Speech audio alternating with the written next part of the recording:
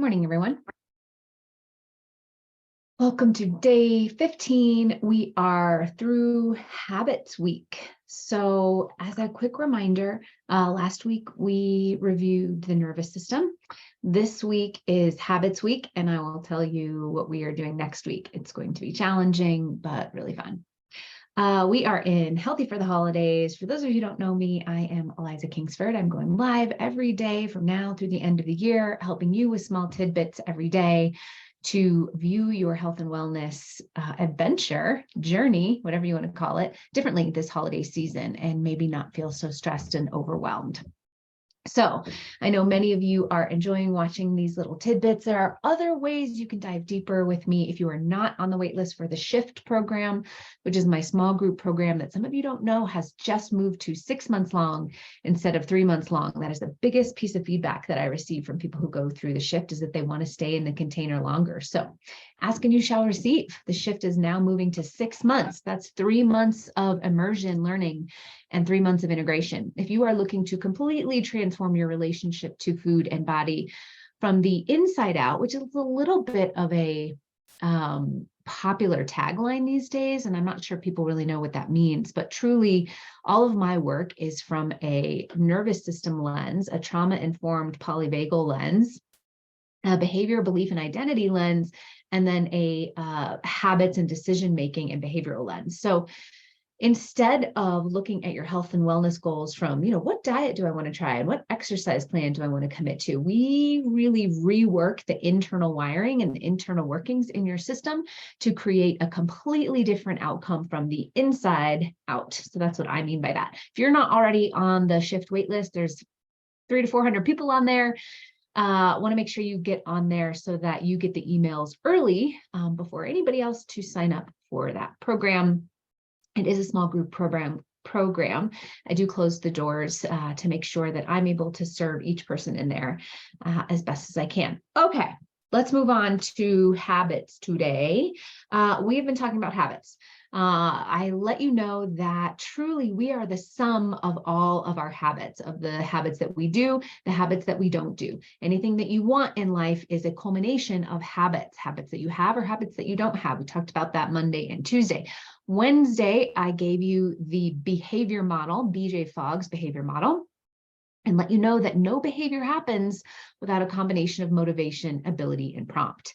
And then yesterday, I gave you the Tiny Habits formula that works with motivation, ability, and prompt in order to prompt you, or cue you, I should say, to be consistent with your habits. Because if we are the sum of our habits and you are looking to change something in your life, then you should be looking at what are the habits that I need to have consistently in order to get to where I want to go. Okay, so that's what has gotten us to today. If I went through any of that too fast and you want to go deeper, just go through days, what is it? Today's day 15, go through days 11 through 14, and I dive deeper into each of those concepts. Okay, so today I am going to give you a couple of qualifiers to what we talked about yesterday with the Tiny Habits formula to make sure that you're setting your tiny habits effectively. We'll talk a little bit about what we're going to talk about next week. And then I also want to talk about this concept that we don't get what we want, we get our habits. Okay, I'm going to beat this dead horse for you so that you really get it. Yesterday, I introduced the Tiny Habits formula. Essentially, that formula in a nutshell is the formula for creating a habit is after I anchor moment, I will tiny habit, and then I will celebrate. Okay. I want to give you a couple of qualifiers to those things. If you don't know what any of those things mean, please go back and watch yesterday's video. I will tell you exactly what an anchor moment is, why we use it, what a tiny habit is, and then what a celebration is, okay? So I'm going to go deeper into this a little bit today to help you create the best, most effective tiny habits for yourself. Number one, if your tiny habit doesn't stick immediately, that doesn't mean tiny habits doesn't work. It might mean that you might need to iterate and change the tiny habit a little bit in order for it to work for you. So remember, your tiny habits formula is after I. The after I is incredibly important. We don't want to put an anchor moment in as a before I, okay? Because the anchor moment is the habit that you already do. Remember turning out the lights, brushing your teeth, drinking your coffee, putting the dishes away, opening the refrigerator. Those moments already happen without you thinking about it. So you don't want to put something in before it, because that behavior is the anchor moment that prompts the next thing you want to do. Okay, so after I is incredibly important. That anchor moment should be appropriate to where you want your tiny behavior to happen. In other words, if the behavior that you want to happen happens downstairs in your home gym, do not make your anchor moment upstairs in the kitchen. Okay, make sure that you're finding an anchor moment that is appropriate for where you want to execute your tiny habit. Okay, so where is important. Don't make your tiny habit in the bathroom if what you want to do is in the garage. Okay, try to find an anchor moment that is where you want it to be. Make sense? Also, if the habit that you ultimately want to create, let's say the habit that you ultimately want to create is a 30-minute walking habit. Okay, try to find an anchor moment that right now, immediately, you don't have to do 30 minutes of walking. I'm going to talk about that in just a second, but that there's an ability to grow that habit. So try not to find an anchor moment that is 5 minutes, before you have to run out and get your kid from school, right? Because you want to have that right now, you're not doing 30 minutes of walking, but you want to be able to have that time frame with the capacity to grow as you anchor that habit in, okay?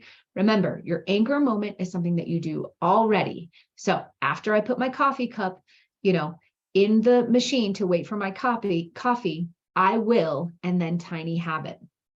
Some tiny habits are very quick, like maybe you want to enter your food into your food tracker, or maybe you want to take your vitamins for the day, or maybe you want to drink some water. Those are all very quick issues, right? Or quick habits. So those you can anchor to a lot more things. But if you're trying to ultimately create a bigger habit, like an exercise habit or a walking or a yoga or a stretching or something like that, make sure you anchor it to a place where you have that room to grow. Okay, so where is important? When is important?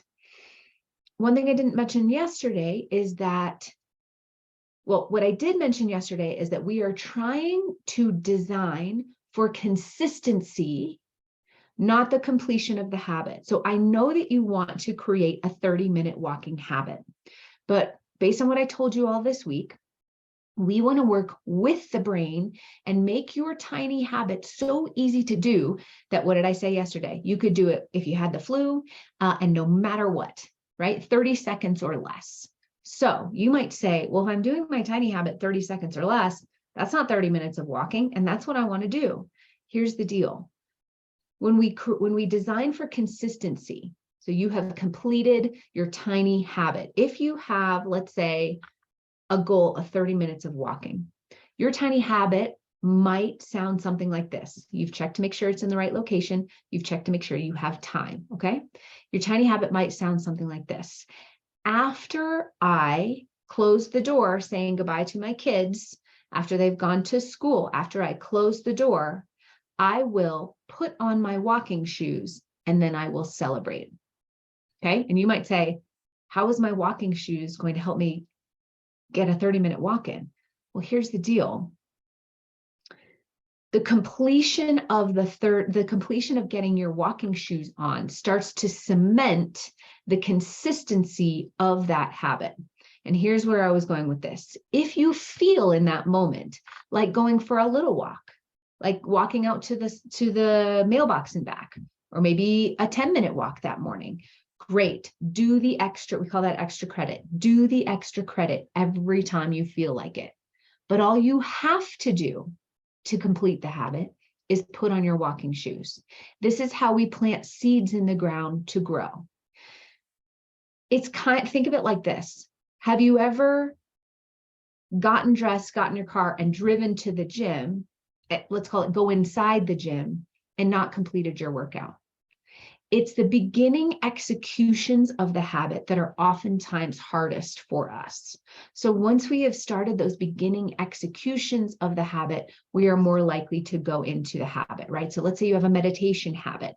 Usually if people open their meditation app and sit down and put their ear pods in, they'll complete the meditation.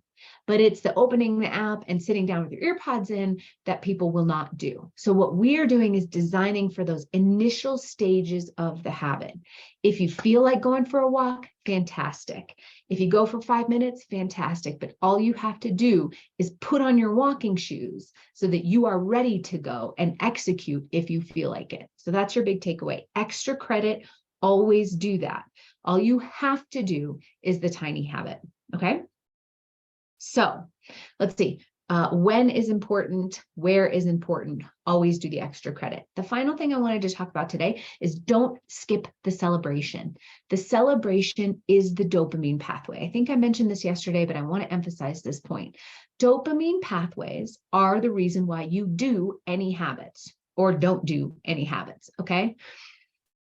Your brain likes the feel-good feeling, and dopamine is a motivating pathway. Okay, we often think of dopamine as the pleasure pathway, but it's actually a motivating pathway. Dopamine is the thing that says, "Ooh, I like that. Do it again. I am motivated to continue to do that." So that little dopamine signaling that you'll get when you say, "Hey, great job, Eliza, you got your walking shoes on today. That's awesome. You completed your habit." However you want to celebrate, that's authentic to you. A pat on the back, a little yay, just saying great job, a smile on your face, a feeling of, achievement, whatever it is, to send that dopamine signal. That signal is the thing that's going to start to cement and encourage you, motivate you to do it again. Okay. So where is important? When is important? Always extra credit. And don't forget to celebrate. This is your Tiny Habits formula. As I mentioned to you earlier this week, I am a Tiny Habits certified coach along with behavior design and among other things, but one of my certifications is in a Tiny Habits coaching.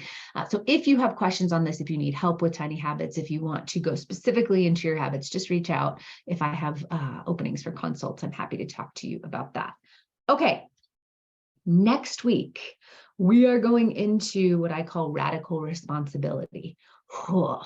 This is a big one. And I sort of debated whether or not this was the time of year to go into radical responsibility because so many people already have so much on their plate from a nervous system perspective, a lot of stress, a lot of activation, a lot of kind of high emotion right now. And some people think like, well, maybe not the time to pile on. However, I believe that this time of year is a really good time to practice radical responsibility because there is so much activation going on. It's a great time for us to practice. And in the very spirit of radical responsibility, we have choices. We can either let those things take us down, or we can choose to relate to them differently. So it's a perfect time for us to practice radical responsibility.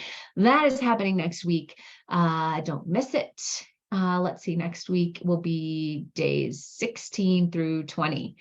All right, everybody, good to have you with us today. Happy Friday to you all. I'll see you Monday for Radical Responsibility Week.